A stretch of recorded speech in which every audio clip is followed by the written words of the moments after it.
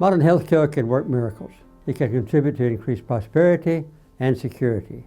Healthcare is taken for granted in rich countries, but not in the rest of the world, where healthcare remains expensive, remote, and of poor quality.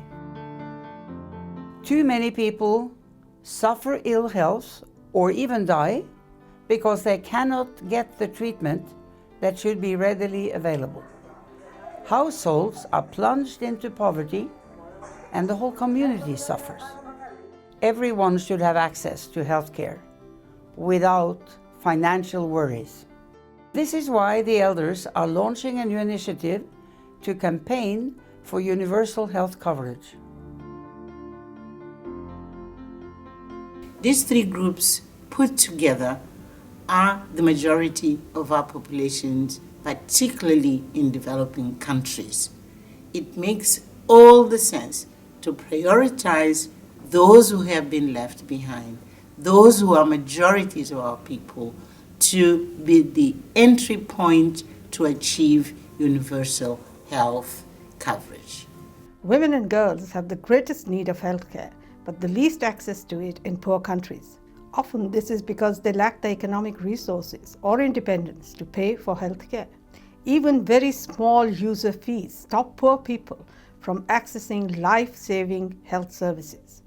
And think of the situation it leads to in some cases where women and their newborn babies are locked in hospitals because they couldn't afford the fee. That is not acceptable. Universal healthcare is therefore a way of delivering social justice, empowering women and ending dependence on patriarchal structures. This is why the elders believe universal healthcare must be publicly funded and free at the point of use.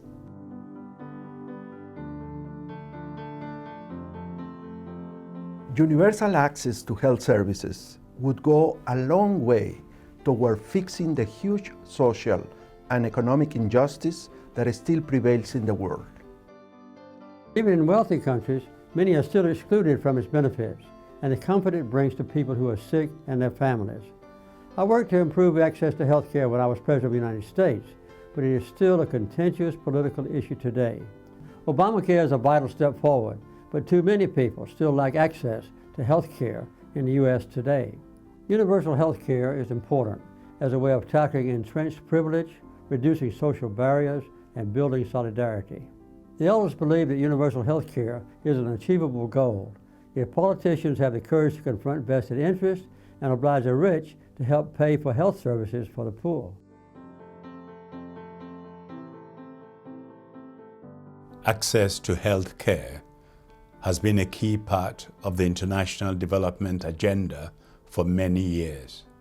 Universal health coverage has been identified as a key priority within the Sustainable Development Goals.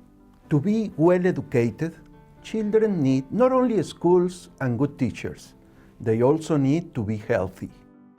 This is why universal health care is a crucial way to secure the legacy of the Millennium Development Goals and why the elders are fighting for it. At many forums, not least the United Nations, governments have committed to universal health care. Now they need to honor that commitment with sufficient resources and good policies. Health is a human right from the Universal Declaration of Human Rights, and it includes rights to food and water and sanitation. And it's so important that we see it as a right, because then people are empowered. Access to good health services without risking financial catastrophe is a necessary condition to enjoy other essential human freedoms. If people are denied because they can't afford to pay, I think that is a terrible denial both of rights and dignity. The elders embrace the idea of universal health coverage because it is based on rights and equity. It's for all, and it has to be government policy. It works in countries like Sri Lanka, Rwanda, Ethiopia, many countries around the world where there is the political will. Healthcare is absolutely essential. As Secretary General, I used to go to villages and visit hospitals, and sometimes you have a woman lying in bed looking you straight in the eye without saying a word but asking a very powerful question. I have a condition which I know in other parts of the world could be treated. But because I'm here and I'm poor, this condition may be a death sentence. What are you going to do to help me?